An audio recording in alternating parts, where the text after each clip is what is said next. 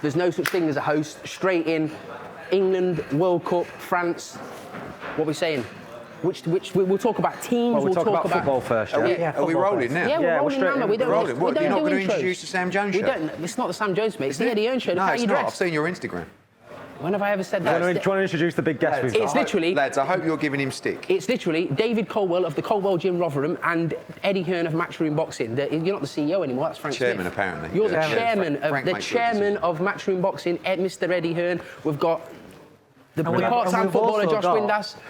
The busiest man in boxing, apparently, because he's got to book his own flights. Yeah, what's that all about? Flights to Japan.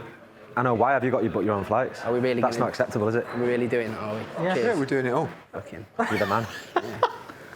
Right, cut that bit. Can we talk Eddie, about seriously, England, please? on your football, Eddie, are you like following the World Cup? He is following it. Look, I used to own Leyton Orient, as you know. We can't really talk about high-level football, but I just feel that I lost a little bit of interest in England because the problem with football is, and this is a problem with boxing as well, the money takes over to a level where it takes the passion and the enjoyment out of the game. For me, I'm only talking as a fan. Yeah. So I see people who actually wear the shirt, and I ask, like, what it used to mean to wear an England shirt, does People it still like mean the Brian same Robson and thing? people like Yes, that. exactly. Yeah. That's exactly the player that I was thinking about, Yeah. Terry Butcher, like old school guys when we were growing up, Yeah. right?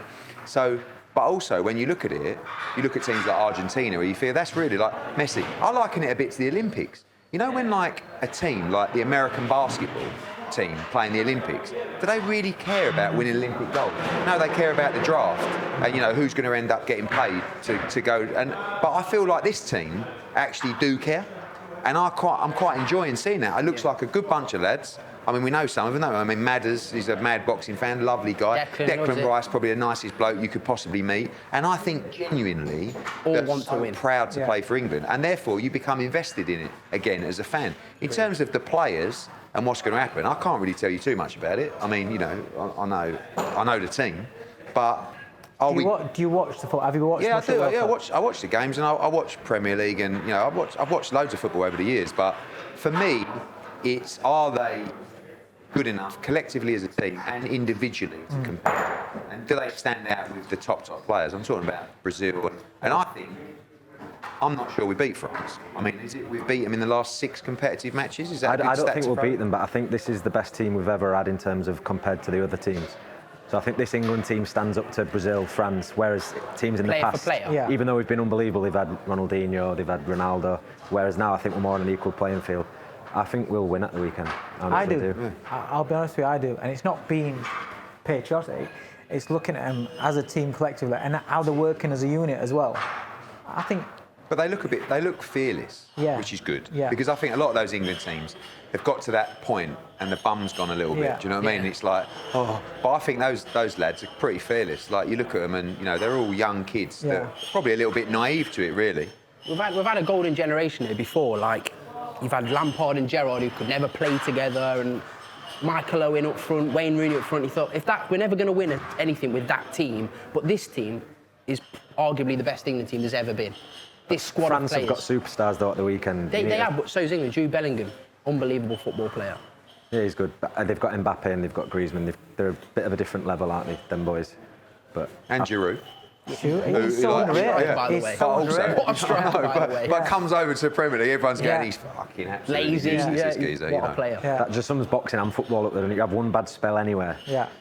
And you're crap, aren't you? So you went to Arsenal and didn't do brilliant. Now he's at AC Milan and he's scored more goals for France than Henry. But that's the same with England fans, right? Yeah. I mean, we smash Iran, and everyone's like, fucking, I'm coming home, 100%. That's me. I'm that England fan. You are a nightmare on Twitter. I am that England fan. You talk about you're busy. How can you be busy? You live on Twitter and you do all your selfies on Instagram. Do you know I've not got a PA and he wants for Twitter? Southgate out. So you've got a PA for Twitter, but not to do your travel. Yeah, exactly, mate. Follows me around everywhere. You still want the manager to go, though, don't you? Pardon? You still want Southgate out? No, I just think, how can you make a team with that amount of talent? And listen, I've played football. Don't say, it's played football. I've played football. I've played football for years, yeah? But I'm saying, if... What are you talking about? We've all played football for years. No, but I'm saying... What level? Because a decent level. No. What's a decent level, though? A decent level. What's a decent level? £50 a game. No, but I'm saying... all jokes You've called the promoters bug, mate. You are talking bollocks. No, but I'm saying... You played on a Sunday over some like local pub team. Big pub team. Yeah. But You never played at a decent level, though, did you? Let's be honest. Calm down. No, but you never, though, did you? Calm down, Dean Jr. No, but you never, did you? But I'm saying, how can you make a squad of players like that boring? How? It's not They're possible. the top scorers in the tournament, though. I know, but did you watch the America game? He's on about the USA game. Iran. You're meant to beat Iran. You're meant to thump Iran. You're meant to beat Senegal. They're meant to beat every team. France. But there's other teams like Argentina getting beat by Saudis. There's other teams that are getting beat by teams that they're meant to. People are giving England our time over that draw. But England have all not performed for years in tournaments. But they are doing now. I understand that, but what's the idea of success? What, losing in a final against Italy against a back line of that was not like losing in a final of a major tournament against Italy. Tennis. What? Yeah, I mean it's not a poor Italy side. Yeah, but you've got to look at the record. You've got to look at the record of the individual. I agree with you. I think Southgate. I look at Southgate and I go, fuck me, you're boring. And you know that everything is safety first, right? Yeah. But you can't ignore the record. And I understand that, but I'm saying, with this squad of players... By the way, I've got a question. What do you think about the Brazilian dancing? It's fantastic. So it's their culture. I couldn't believe the criticism of this is disgusting. Fake outrage everywhere. That's part of the reason why you watch Brazil, all the flamboyance and the but they score, they do the dancing, we score, we do the dentist chair. Part of our culture. But they didn't. They weren't doing it to take the piss out the opposition, though. Like Roy Keane was saying, they were just doing it to. That's just the way they are. That's just what the Roy Keane's about, isn't it? Yeah, big Roy over there. You like this thing? Yeah, it's really coming on. Is it going to get more? It hides the fatness, if I'm perfectly honest. Yeah, when it goes narrow. Few greys in there, by the way. I don't dye my fucking beard. Does it not get itchy, though? Never makes. I put lovely beard oil in it, the Alan Babbage style. So are we winning the World Cup? That's what I want to know. I don't believe England will win the World Cup. I do think they'll beat France. I think it'll be an extra time job. I just think if they ever come up against Brazil, because Southgate with his Nando's lemon and herb tactics won't do it against Brazil. Just simple as that. I like Gareth, by the way. He seems a lovely fella, just boring. Everything about him. My old man played with him and said the exact same. He said, like, come, like first in doing all his stretches. Like, who's that? Southgate. He just said he was the most placid geezer ever. But everything about him, I'm sure he's the loveliest man in the world, and he doesn't give a shite to what I say about him. Just bores me. Everything about him bores me. His interviews bores me. His style of play bores me. But if England win the World Cup, he should be knighted, and he's the greatest English manager of all time. Brilliant. So on to the main stuff, boxing. Go to boxing, won't we? You're looking at me for? David. You're the gaffer. You're the. Eddie, can I ask you a question about boxing? Because I'm opinionated on boxing. Yeah, massively. You know, you left Sky for the Zone. Yeah. Do you ever like? You're never going to say you regret it, but was it hard? That must look. I mean, look. Firstly, financially, it was a deal that gave us the opportunity to change the face of our business, which is always important as a business and obviously as a family. Number two, it gave us an opportunity to build a global schedule for the sport. And it baffles me when I see the criticism, like, I said the other day, yeah, but outside of Taylor Serrano and Canelo Bivol and Joshua Usyk and Canelo Triple G, what has he actually done this year? And I'm looking at the others going, what the fuck have you done? Yeah. Like Bob Arum coming out the other day, 92, off his nut on edibles, like saying, oh, what has he done? Show me the top-ranked schedule this year. They're dying in boxing in America. So it's always going to be a challenge when you leave a powerhouse like Sky for a new platform. So when Bob comes out and is like, oh, Eddie's spunk 100 million or whatever, like, and does that bother you when you read all that or not? Not really, because look, you have to... Because people believe him, don't they, when he says it? I think that you have to respect Bob Arum. He's 92. Is he 90? I think he's 93. 93. But there is no future in that business. There is no figurehead to take that business forward. It's on Bob Arum and it ends at Bob Arum, right? But what he's done, listen, I did an after-dinner speech with Bob Arum once, and they was going, Eddie, what's the greatest moment of your career? And I was like, you know, Joshua Klitschko at Wembley was unbelievable. And they went, Bob, what about you? And he went, well, it was either the Thriller in Manila or the Rumble in the Jungle. And I was like, oh, fucking hell. Like, he's a master of promoting, but we're young. You know, we've got a different vision. What has happened, you've seen other promotional outfits step up financially. Like the budget that we have for boxing, there's a difference between having a big TV budget and having a budget from investors. Yeah. Right? And that's what we're up against. because the rights fees that are being paid for our TV deal are more significant than others. But others, the crazy thing about boxing is that promotional companies will receive investment. Right? We've seen it with Al Heyman. We see it with Boxer. Third-party backers. Exactly. But once the money burns out, everything changes. But during that period, you have to compete with all the new boys. Right? And I've seen it time and time again. PBC come in with 400 million of private investment, gone.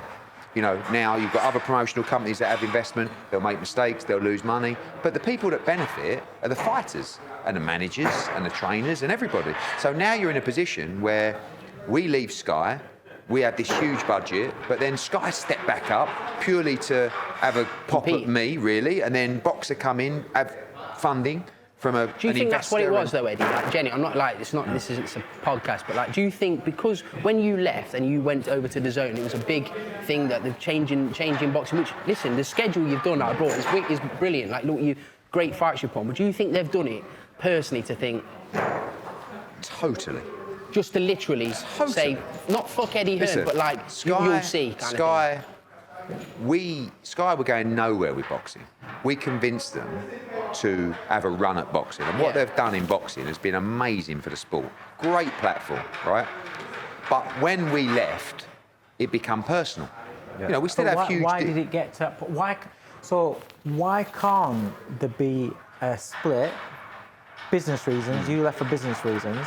Why can't the other side see it as a business reason? And what point does it get where you hear Adam Smith in interviews, we're friends, we get on, this, blah, blah. Then all of a sudden it starts getting bitter. Because it becomes competition. Why does it get like that? I think mainly because of the social media and the YouTube world that we're saying. Right. So you have to understand, when I do a press conference, I do 40 interviews, right? Yeah. Someone's going to ask me something that's going to rattle me a little bit. I'm going to say something that I might not think will offend someone, but it will.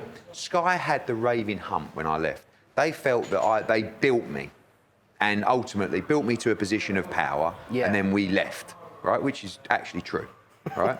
But what they decided to do was, which is great for boxing, rather than go, do you know what, we're not doing boxing. No, let's go on the attack, right?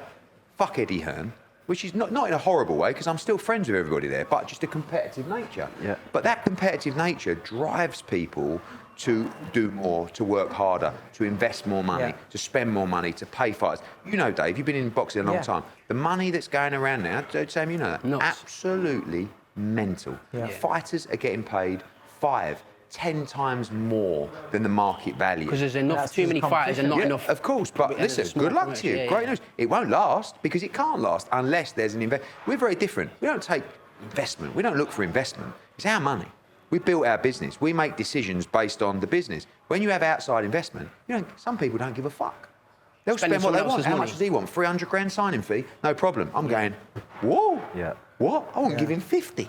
Yeah. You know, this fighter, he's getting 800 grand. 800 grand. Is that because of the Olympians, Eddie? Do you know, because the crop of Olympians that came through, usually, when that happens it's just a note that they want to sign with Matchroom. That's just a fact, by the way. It's a known thing. But do you think in this thing, you've thought to yourself, because I know some of the sign-on fees that were happening, and they were obscene amounts of money. Yeah. Obscene amounts of money. Did you just think, fuck that, I'm not doing that? 100%. You have to. Listen. Draw the line at it. Sam, I don't want to sound arrogant. If I wanted to pay it wouldn't be a problem. Yeah. You can't run a business like that. You can't lose your head and start acting with your genitals and say, no, fuck it. I'll pay it. Would you have done it 10 years ago or 5 years ago? No, because the money's like, look at Ben Whittaker. Great example. I'm not going to go into money. Yeah. Ben Whittaker, we agreed a deal with Ben Whittaker. Paid a fortune. We were paying him a third of what he got. Unreal money. And then he actually came and did a promo shoot with us, right? And then phoned up a Boxer to tell him he was leaving, and Boxer went, well, no, hang on, here's another 150. And I was like, it was already, we were paying a third less, but he decided to join us. And then he told us about this thing, and I went, mate, that's a house. Congratulations. Fraser Clark. Yeah, Fraser Clark. I'm looking, I've seen, they all come to us, you know how it works as a manager. Yeah. Here's the offer we've had from Sky. We see every offer. Yeah. Right? And I go, fucking hell. Like Fraser's deal, wow. Yeah, I know Fraser's deal. Ben Whittaker's deal, take it. Mental. But you have to be big enough, and you can't live in the world of social media. It's like, ooh, Eddie didn't get in. Ooh, like with the purse bids as well. Yeah, but same with the purse bids. With a purse bid, you sit down and you go, right, show me the budget for this show. Dave's been there. We've done shows together. We've done our Conkers at the time where, you know, we didn't have as much money, you didn't, and it was like, fucking, well, you go in for a purse bid, this is the number. Oh, well, someone's going to bid more than that. Good luck to them. Oh, we'll get criticised on social media. Good luck to them. They've got to be clever as well, haven't they? Because, like, say, for example, Ben Whittaker signs a, I don't know, what is it, like 4 or 5 fight deal you sign? Well, he's actually, I think he signed a 1-year deal in the end where he's sort of said, so, you get so he money. can move, you know. You can get all that big sign. And then you go back to you, like, say that happens, then they've wasted their investment, haven't they? Because they're investing in somebody It's a lot then. of investment, Josh. You know, it's like, it's not just the signing fee, it's not just the purses, it's the opponents, it's the travel, it's the hotel, it's millions of pounds. You know, and sooner or later, like, the mad thing about boxing is there are no barriers to entry. Right, and I don't mean this disrespectfully. No, true. You found that as no, but Sam, you're a good operator, right? You're a very good talker. You're a good promoter. But anyone can walk in and have a go. Some have ability, like you. Some have no fucking ability. Yeah, I was trying to be nice because I felt the first bit was a bit harsh. Listen, I'd have been out of boxing a long time if I had no ability. So yeah, no, don't worry, don't worry. It's all right. No need to nibble, mate. It was just Jesus. So I can hear him over there in that corner. I know, Sure but seriously, and this is the problem with boxing. Yeah. And Dave's seen it for years. We have people that come into our office that are representing fighters. Haven't got a fucking... Look at Terence Crawford, what his comments last night about doing him and Spence in England. And he said, I'd make much more money to do the fight in England. We'd sell out a stadium. He's like, and the interviewer was like, yeah, but surely the gate receipts in Vegas are more. Nah, they do like 60,000 there. And I actually heard that was a possibility, though, them fighting over here. No, but it just can't generate... Look, I'll give you a clue. Spence against Crawford would generate $5 million max gate in the UK. Yeah. It would generate $25 million on the gate at the T-Mobile in Vegas. 5 times as much money. And this fighter is convinced that it will do. So you're having a conversation with him. He's the boss, right? You need to get to a situation. There's no better feeling than a fighter that believes in you. Tony Bellew being the greatest example. Never had a contract with Tony Bellew. Now, when we did the David Hay fight, I would sit down, Dave, this is Tony, this is the situation, this is the split, this is what... Ed, just get me as much money as you can, and whatever you tell me to do, I will do.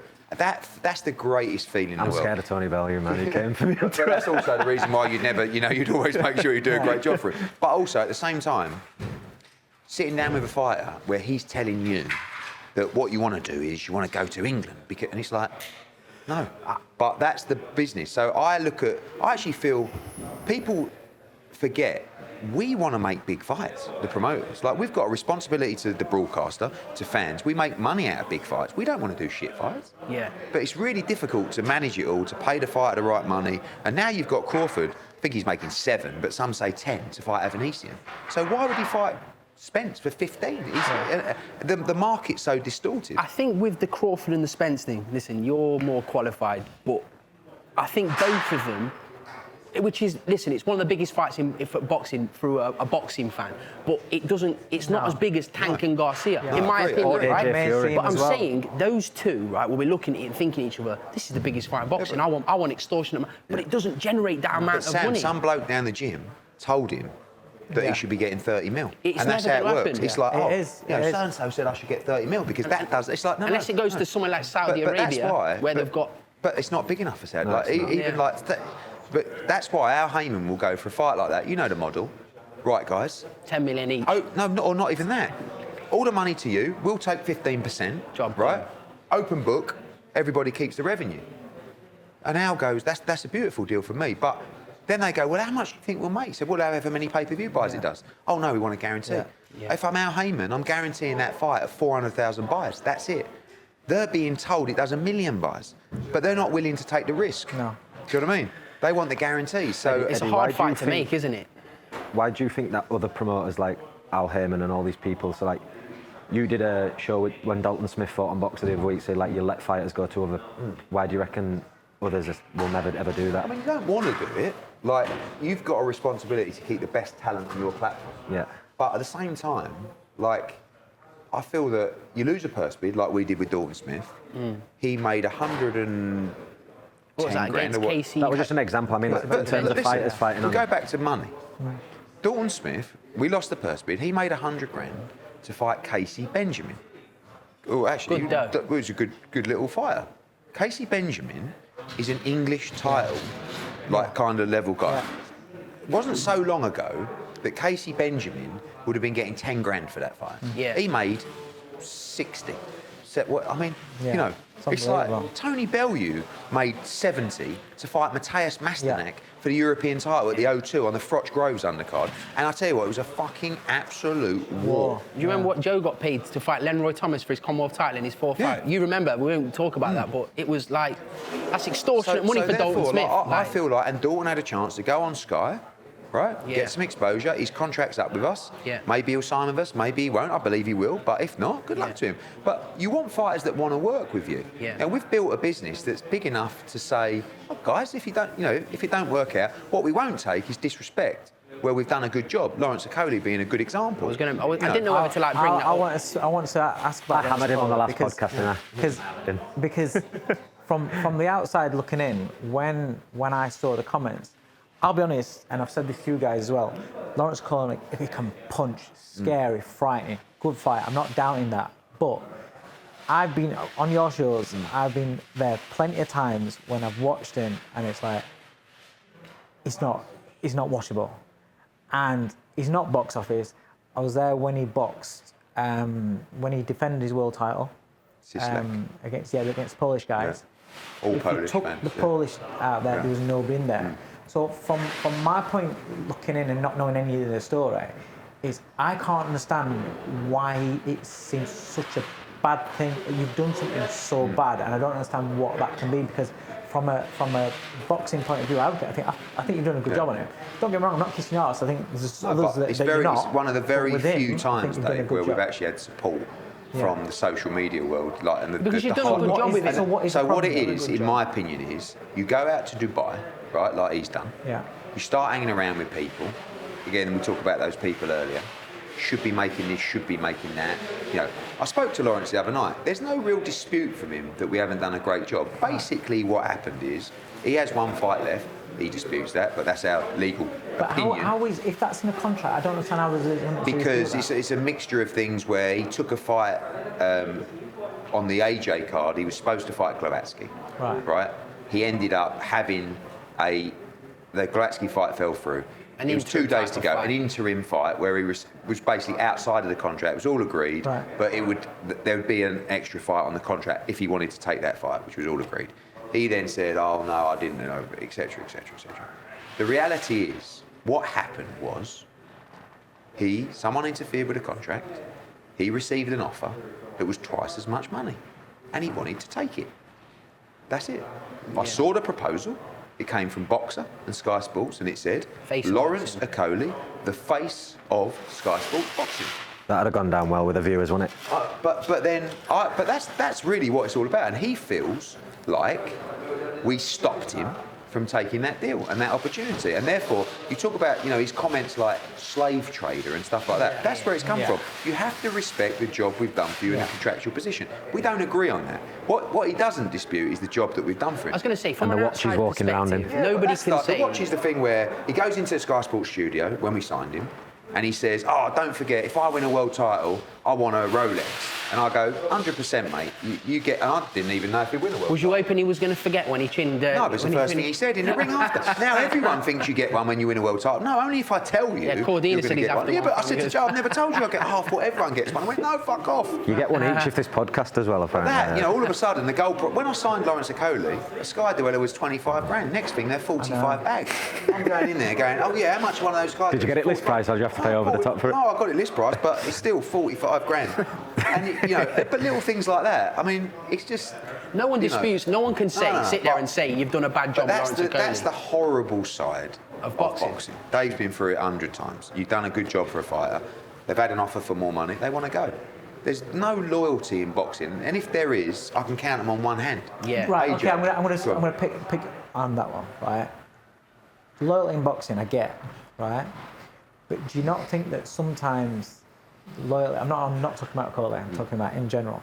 Do you not think that sometimes, as a promoter, a fighter gets beat, and you put them in a fight that's a real fight, and they get beat, and then it's kind of like they get pushed to the back of the queue, and although at the fresh part it's like, yeah, we'll build him up, we'll bring him back, this, they don't really get that same, not love, but that same sort of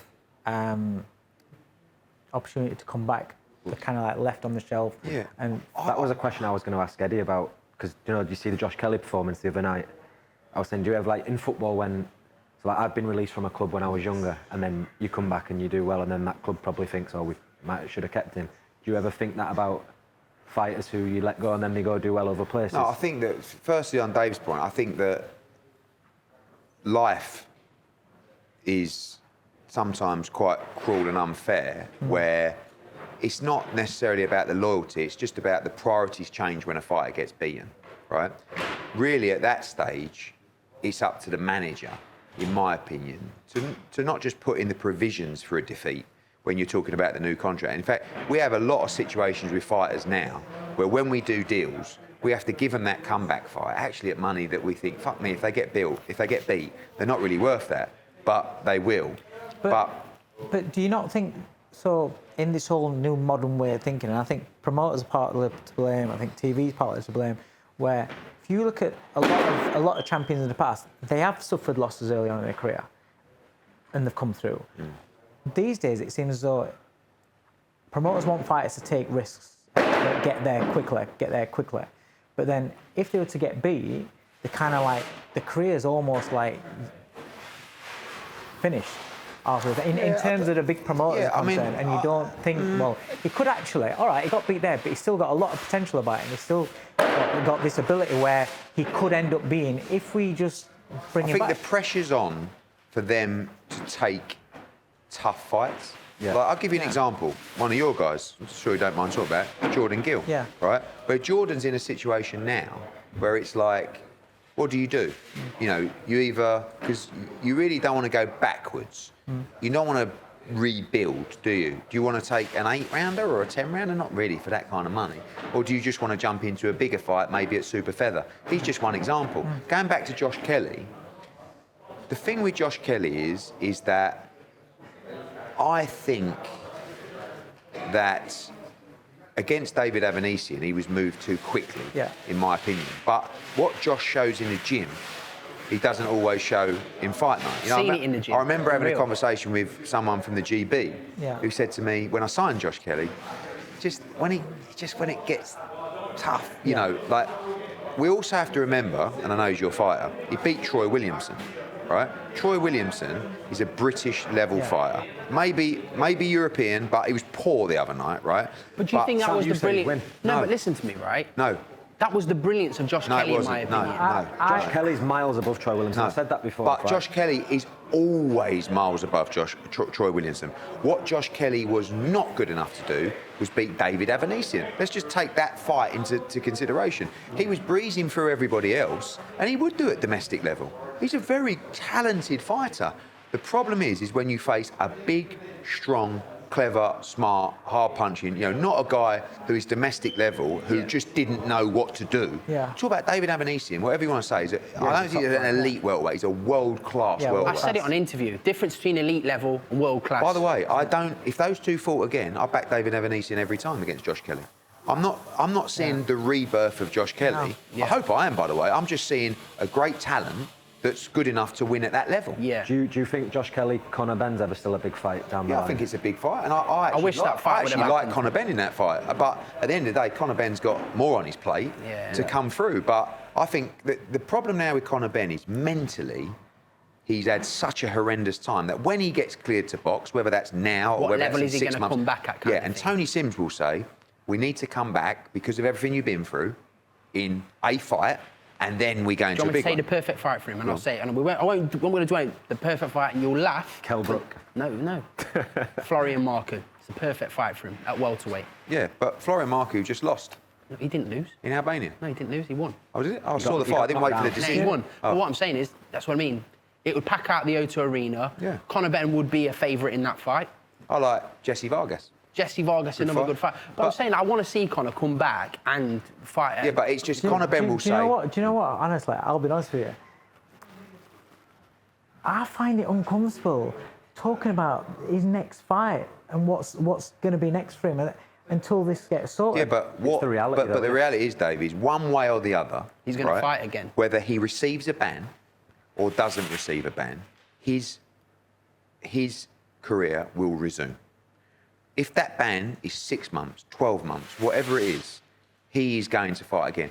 We believe in him, right? I get so that. therefore, we, I get as his promoters and his friends, we're looking at it now and saying that test was in July or whatever it was. Yeah. If he receives a year ban, which I don't believe he will, once this comes out, he will fight again in July. Yeah. Right? So, one way or the other, he has to resume his career, right? I understand that, but what I... But Dave, put yourself in a position. You promote Conor Benn. Oh, yeah, right? I get that. So yeah. that's our job. And at the end of the day, we know him as a person. Yeah. And you would be in the same position as us. I believe in Conor Benn, right? And you would, in this position, having seen what you've seen and knowing him. Therefore, we want the hearing and we want the truth to come out. He may not receive a ban. If he doesn't and the truth comes out and the public goes, fuck me, wow, fair enough. Yeah. Or the worst case is they say, no, this is a ban. Then you have to resume the career of Conor Benn. I get that, but I just think in the meantime, while we're waiting and nobody knows what's happening, you know what's going on more than everybody else, but while we're waiting, I just feel as though by discussing his career moving on, then people, listen, fucking people cheating and so it's the worst thing in boxing, right? Now, you believe that he's not cheated, but what I'm saying is, for those and the majority of people that are out there that don't know facts right now, believe that he's cheated, 100%. Right? So by hearing you talk about his next fight already when this hasn't been cleared up yet, would it not just be I mean, you know more than the promoter, but would it not just be smarter or better PR even, just to say, I'm not going to discuss Conor Benn's next fight? Yeah, probably. We're too open. I mean, we're sitting here on a sofa having a chat about Conor Benn. Do you know what I mean? But corporately, yes, I could say, look, no, until this case is over. But the reality is, having a chat amongst mates, is his career will resume. Yeah. And when it does, it's what are we going to do? Do you think it will resume in this country? I think, depending on the decision from the WBC, if the WBC find him not guilty or ban him, after that ban or from the not guilty, he has the opportunity to go to the British Boxing Board of Control and say, my case has been heard, I would like to apply for my licence. At the moment, what happened was they wanted to fine him from something not doping ban related, and it was a fortune of money. And his lawyers just said to him, one, this is ridiculous. Two, you have absolutely no chance of having a fair hearing if they want to put a fine on you for that. Yeah. And his licence had actually expired. He didn't rescind his licence. Yeah. And he said, I'm not going to renew it. Fuck it. And he threw his toys out the pram and now he wants to sue everybody. I said, look, calm down. Get this case heard. Let the truth come out. Let people see their opinions when it does and then go from there. So I would love him to fight back in the UK. I don't like, but ultimately he can fight in America, he can fight in the Middle East. Yeah, but he would want to, you know, I mean, look, the Eubank fight remains, and I was about to talk about his career, but still, it's always going to be a massive fight. I know. Conor messaged me on Instagram once when I was on Instagram with Kel, and he was like, does your boy want it? Yeah, okay. Yeah. It's a good fight. The thing is, Kel does want to fight Conor Benn. On an outside perspective, I've told you about it. Like, I've seen about the farmers, I've read up on it. They give those eggs and all that kind of stuff. But like, it's deeper than that. I can't go into it, but I know it's not. That's not the case. I'm saying from the outside perspective, looking in, if you were like looking on the outside, you'd think, God, it's kind of hard to defend. But you know things that we don't know here, and obviously you believe him as a person. And when Tony Sims says, I know him, he's cheated, I believe Tony Sims because I believe him. Do you know what I mean? So, and I want him to come out. We've said it. I want Conor Benn to come out and say, egg in people's face, kind of thing. Well, and I think that's a very good chance of that happening. Good. But at the same time, you have to understand that probably on 8 different occasions, I had Conor Benn, Nigel Benn, Tony Sims, my dad, in my office, right, for hours on hours, you know, like. And the one thing about Conor, I'm telling you now, he's a good kid, right? He's a religious kid. He's a man of faith. Like, he had so many opportunities to kind of tell them. But like, and where it would have helped him if he would have been honest with us. Tony Sims, you know, really putting it on, because Tony, one person I feel most sorry about is Tony Sims. Yeah. He virtually lives with Tony Sims. Yeah. He was living with his dad. They weren't apart for 16 weeks. Because people saying, oh, he's facilitating. I think it's bang out of order. No, listen. Tony Sims, you'd back this guy every day of the week. He's devastated. But when you've seen what you've seen and the opportunities, and people who come out to Conor, so Brandon, what you want to do is just say that your missus is on fertility tablets and you must have taken one. He said, I'm not making up a story. I'm not lying. He said, yeah, but you've got to... He said, I don't... You know, he could have made up a story. He doesn't want to. He wants to be honest. But it's been a brutal time for him. And how long do you think before it? 2 weeks, I would say. Oh, yeah. right. Okay. I mean, the WBC are hearing all their lawyers are hearing the case. There's a 42-page document that's gone to the WBC from the scientists, from the specialists, and it's, you know, like... we could talk about it for hours. But let's listen. Move on. Let's move on from Conor. We'll talk about Usyk against Tyson Fury. I know it's not like directly involved in it, but AJ could eventually fight the win. I think that's the obvious fight to make down the line. But Usyk against Tyson Fury, how do you think that'll go? If it happens in March. What did you make to the fight of the weekend for the Fury fight of the weekend? Like the whole event? I mean, it was sparring. Yeah, I mean, look, I love Del Boy, so it's difficult. Like, I would never criticise Derek, and he'll always give it 110%. And you know, when people talk about Chisora retiring, don't forget he did beat Pulev. Like, no, but Dave, like, I agree. It's time for him to retire. I don't dispute that he can't. There's not people out there he can't beat. No, but that's what I'm saying. So, but the problem is when you beat those guys, you're like, you know, like going into the Pulev fight. In my head, I'm thinking if he loses his fight, 1,000,000% he should retire because I didn't really like what I saw in Parker 2. Right? Yeah. Then beats Pulev, and it's like, wow, yeah, what's next? It's like, okay, well, you know. You've got to really sort of say, well, he's beat Pulev. He's not going to turn down a 7-figure payday for the world but then he fights title. Tyson Fury, he's obviously on another level, and now would be a really good time to walk away. Yeah. People keep saying to me, are you going to give him another fight? And the answer is, I mean, firstly, what he said about DAZN, but secondly... I did see that. Which was wild. Like, you know, they come on, so I said, fuck me, we've given him a fortune. Well, but Derek's Derek. And secondly, I don't think we would be offering him another fight. Yeah. I think... I love Derek Chisora. Yeah. He's made a lot of money. I mean, it's actually an unbelievable run. He's been on. Unreal. We were saying the other week, for his ability, like, it's... Yeah. I'm not saying it's not fair on other fighters, but you shouldn't be getting these paydays based on... Derek's a world-class heavyweight. He's just not an elite heavyweight. He is a world-class heavyweight. Takam, Parker 1, Parker 2. Dillian White 1, Dillian White 2. Tyson Fury, Pulev. Sure, there's others thrown in there. Like, he's made an absolute fortune. But he loves to fight, and you know, he lives to fight him. But you know, I thought that... Was you surprised that event sold out? I don't think it did sold out. I think they sold 40,000 tickets. I think they gave 10,000 away. But by the way, that's a great gate on December the 3rd in London for Fury against Chisora. I was cold watching it, to be fair. Yeah, but also, it did look by the way, telly. that's a lot of people, 50,000. It's a huge gate. But, it's a huge gate. By the way, what you're seeing in boxing, and every show is seeing it, is the pinch, right? Yeah, 100%. Cost of living is going through the roof. People, if it's a great fight, if it's a major fight, sells out in 2 minutes. It's a hard. If it's take it or leave it, Yeah. it's just not going to sell like it was. You know, so and you see that across fights. And Shifting there's tickets so is many fights in London now. We just did Dillian White, you know, where we had 4,000 or 5,000. Normally we would have had 8,000 or 9,000. Yeah. But you had Ryder Parker that had, I don't know, 2,000. That was a decent fight in that leisure centre, wasn't it? Which one was that? Ryder Parker. I know. But also then you had the Sky Show on a Sunday. was a good fight you on had paper. Sauerland Show at York on a, you know, but you can't. And also you had Fury Chisora the week after. Yeah. If you're going to go to a Dillian White against Franklin, you're 100% going to Fury Chisora. Yeah. And if you're going to Fury Chisora, you ain't going the week before. Yeah. Do you know what I mean? Yeah. So we're seeing now, just it's becoming harder to sell a fight outside of, like Eubank Benn, biggest gate at the O2. Boom, 2 minutes. Do you know what I mean? Yeah. And that's how it'll always be. But that's why you're under more pressure to do more because people don't have the money. Just talking about the gates there as well, and you're under pressure, and it's harder to tell. Have you found that?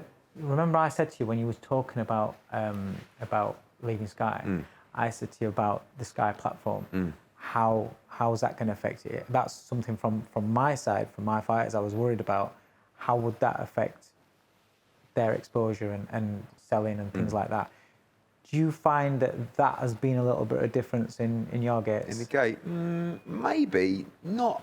I mean, you get to a situation where we did Leewood against Maurizio Lara. I know he pulled out, sold out at the Nottingham Arena. Do you know what I mean? Where that actually quite surprised me. This weekend, 7,500 for Warrington. It's a good gate for saying the no one knows who Lewis and Christmas. Yeah, World Cup. But what we're finding is London particularly really, really tougher and tougher. And I don't think every gate is struggling. Like, it doesn't matter whether it's a Sky show at Wembley, they're giving away tickets for fun.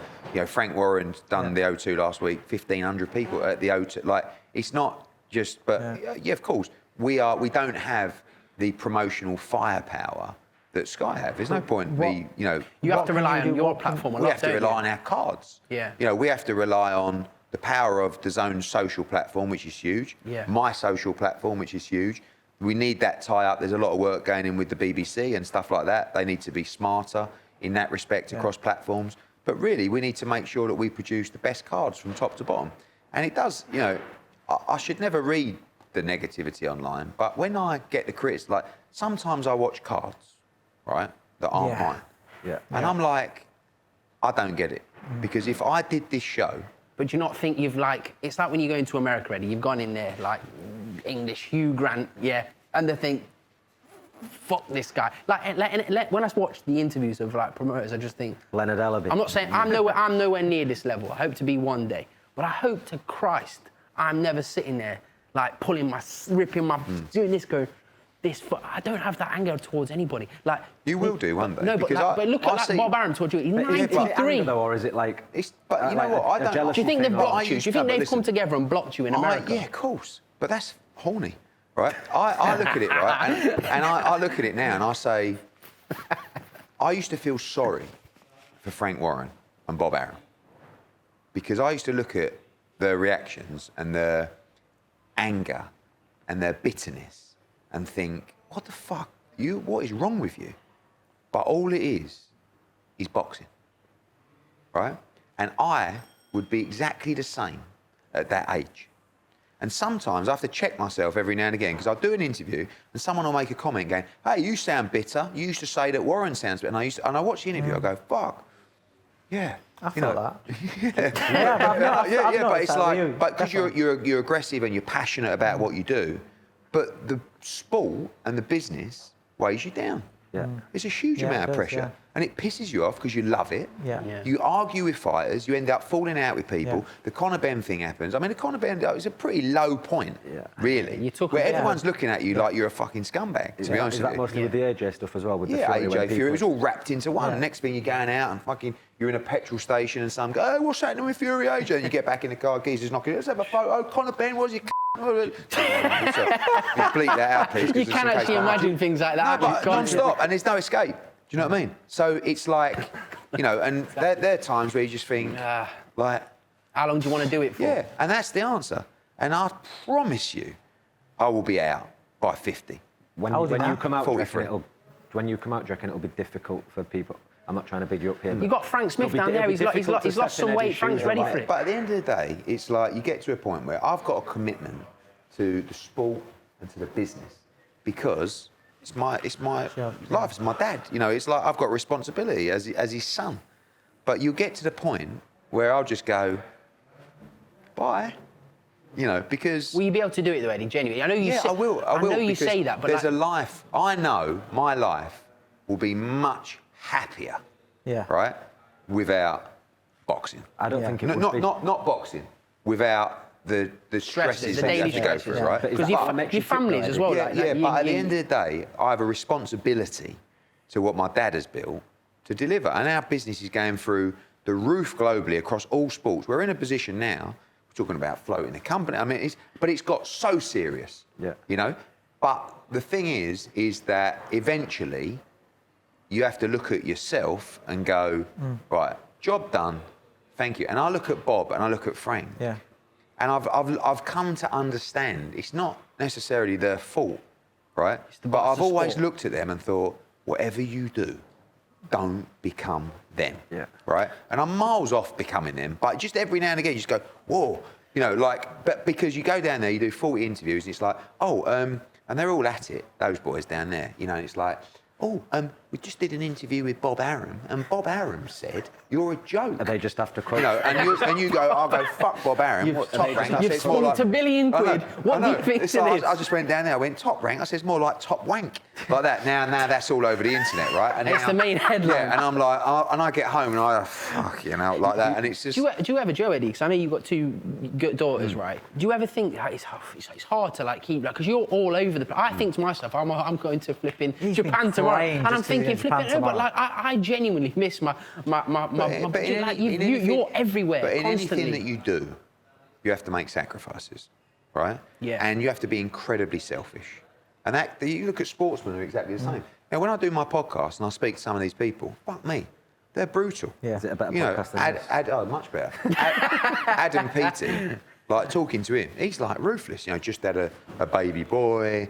You know, I mean, after I come home from training, I say, take him away. You know, I need to go into my rest room and you know. But that's the commitment that you make. But you know, I think in any job or any sport where you make the sacrifices, it's a limited time for him. But it's just like Derek Chisora, knowing when to say, I've had enough. do you know what, I've had enough. But we can't. I'm at the top of the game now, like globally. Like I've got massive plans. I'm not sitting here saying, oh, I can't take it anymore. Oh, but it's like... Have you got massive plans for UK? Do you know, like, you're a businessman, Eddie, obviously. Like, the main idea for you is to make money, obviously, in the business. Do you not look at fights that are so easy in the public's eyes to make money, like AJ Wilder's, like Wood Conlon too, like guaranteed money for it? Like, do you not want to make them fights like as soon as possible? Of course, but again, because Dave's a good person here, because he's a trainer, manager, promoter, he will know that I look at Wood Conlon and I go, pretty straightforward rematch. Fight of the year. Fight. And then just someone, might be Ben Davison, not putting it on him, but might say, actually, no. Didn't like him in the build-up to that fight. Then, you know, they were a bit, you know, so no. It's over for me. I was very surprised. It's over for me. Promoters do get blamed for a lot of stuff that we want to make the fight. AJ AJ against Deontay Wilder. I did say though, like I was very surprised. I was going about that, but like I was thinking because I got a lot of stick. Like they were all unhappy with me, because I said that Lee Wood shouldn't have fought Maurizio Lara. Because someone's asked me the question, I just think, what are you getting fighting that Maurizio Lara other than a paracetamol? Even if you win, you don't really get like Maurizio Lara is a fucking nightmare to fight. He is. He hits hard. It's like Wood Condon. You do that at the Forest Ground, or where it sells out. Is it not better for both of them? And I was surprised why is it never better happened. for Lee Wood? Financially, surely. Warrington, Lee Wood's massive. Not necessarily, because sometimes the B side is like for all Michael Conlon saying, I want the rematch, I want the rematch. Yeah. He wants the rematch at the right price. Yeah. Do you know what I mean? So you've got maybe the training team of one fight saying, what's our other options? And you've got Michael Conlon saying, well, this is what I want for the rematch. Would you do Mick Conlon against Josh Warrington at MSG? Conlon, yeah, I think you make Wood Warrington, you know, and you do it at the City Ground or you make it Ellen Road. Huge easy fights to make. Huge fight. But, you know... Josh has got aspirations to fight in America, he has, and by the way, he's got to beat Luis Alberto Lopez, which is a very, very tough fight. Hard fight. People have got to understand, there's no value for us not making fights, promoters. Yeah. Like, the fights where we make the most money are Hay Bellew and, you know, all these big fights. AJ Wilder again. But, you know, you've got AJ Wilder where now he's got a new training team coming in. Do you think it will happen, Eddie, on a serious note? I do. Look, AJ, you know AJ will fight him 100%. Yeah. The problem is now is AJ will bring in a new training team. Yeah. He won't decide on his next opponent until the trainer comes in. Now, if you're coming in and you're now the new trainer of Anthony Joshua, you're saying, I want one first, and then we'll fight Deontay Wilder. Yeah. Right? Someone like Otto Wallin. But Otto Wallin, I like the Otto Wallin fight, but at the same time, he's a southpaw. So the new trainer comes in and goes, well, actually, I don't want to southpaw. Or they might go, well, you've just boxed Usyk twice, so I'm happy for you to fight Wilder, but you're going to... So, Wallin. Fight the WBA champion, Daniel Dubois. Daniel Dubois, you know, I watched that. I would talk about Daniel Dubois. That was a joke, by the way. He should have... Daniel Dubois needs to fight domestic. Fabio Wardley Dubois is a great fight, by the way. I think Fabio can beat Dubois. I think they're both heavy punchers. But listen, Daniel Dubois is a very heavy puncher. Absolutely. But at the same time, needs to take a I few watched steps actually back. that fight today for the first time in full. Needs to take a few steps back. He was concussed. I know his leg obviously hurt, but he couldn't stand up. You know, he got clipped on the top of the head and never recovered. Really, but fair play to him, by the way. He came back in the fight. But I don't know what Kevin Lorenz was doing in the second and third. Should have jumped all over him, shouldn't he? Mental. But listen, he's probably also thinking, fuck me, this guy can punch, and he can punch. But you know, your boy done a job on him. let's wrap it up. Yeah, that was... Eddie, can I ask you a question before I wrap it up? Which fights in the next year or so do you think will be made that are like mega fights that people wouldn't... Just do 3. I mean, look, I think there's so many, right? We'll start with Ryan Garcia against Gervonta. Biggest right? fight in boxing, yes. in my opinion. And still have my doubts whether it'll happen, even though it's been announced or something. I mean, I don't believe in annannouncents and until the email he leaked about Yeah, I stuck up for you on Twitter. That was a phenomenal offer. I'll tell you what happened. Was he posting that to give you a dig or something? No, but I've not really spoke to anyone about this. I spoke to Golden Boy, right? Yeah. To Eric Gomez, and I said, look, I have the ability to stage this fight internationally, right? Are you up for discussing it? Yeah, no problem. I said, look, I'm going to make Gervonta Davis an offer. It was kind of like the consensus that Gervonta Davis was making $6 million for the Ryan Garcia fight, okay? So I said to Eric Gomez, I'm going to offer him $10 million plus pay-per-view upside. Let's not fuck about. So I send the offer, private and confidential, subject Good old to contract. Gervonta, screenshots and deletes. Yeah, I know. So then make the offer, and then there's some additional conversations, and then my name gets brought into... He sees Ryan Garcia in a T-shirt and says, you're on peds. And then, what about Eddie Hearn? Fucking, he's an arsehole. It's like, what's that cover? And then someone goes, oh, you say about Eddie Hearn, you wouldn't mind it if he made you an offer. And he just goes, well, he has. Bosh. And I'm like, you know. But he's put it out there as if, like, you've given the worst offer of all But time. then he says, oh, I'm making much more than that. But he's not. Really? You know, but... Number two. What are we saying, number 2? Number 2, I want to see Spence Crawford. You know, I think Yeah, he's I a do as tremendous well. fight. Yeah. I think Errol Spence... running its you know, course as well. what's sad about boxing is that you get fighters like, even Spence and Charlo particularly, who hasn't fought for like 15, 16 months, like they become so... not deluded about money, but it just becomes everything. Yeah. And like I look at Errol Spence, I think he's damaged goods. Yeah. I think the accident, I think the eye operation. Yeah. You know, looking back at that Ugas fight as well, Yeah, they weren't I great. just, you know, I think He's there to be beat, I think he basically. is. I think Terence Crawford beats him at 147, 100%. Me too. But that's a fight that I really want to see. I actually but AJ Wilder over AJ Fury. Like, I mean, that would be in the UK or... Because it lasts I 3 think it'd be rounds. in the Middle East. It lasts 3 rounds, AJ doesn't Wilder it? in the Middle East. I mean, do you know what's mental?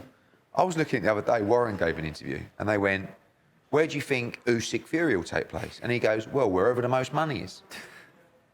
And no one said anything. And it's like, when I come out and do a show in the Middle East, everyone goes, fucking disgrace. Scumbag. Yeah, I know. It's like, well, obviously, like, you've got, that fight's going to take place in the Middle East. So I think Wilder against AJ probably takes place in the Middle East. Like, That fight lasts 3 rounds. Yeah, I agree. Yeah. It's Do you think 3-round you can fight. make it, Eddie? Like, I do. Is It's- Wilder's Your team bum would close be with you, or- hanging look, out watching the that situation fight. is AJ's consistently made this level of money. Yeah. And Wilder has never really got there, but he's made a couple of good paydays. So you really have to be at that point where AJ, and I think, you know, where you'd go in on a split that's probably not the right split. 50-50. I mean, by the way, for years and years, Fury just offered AJ 60-40. We offered Fury 60-40 loads of times to fight AJ. And he said, no, it has to be 50-50. This is when he drew with Wilder the first time. Yeah. And AJ was the champion. He said, I will only take this fight at 50-50, right? So sometimes in negotiations, you have to give a little bit. Yeah.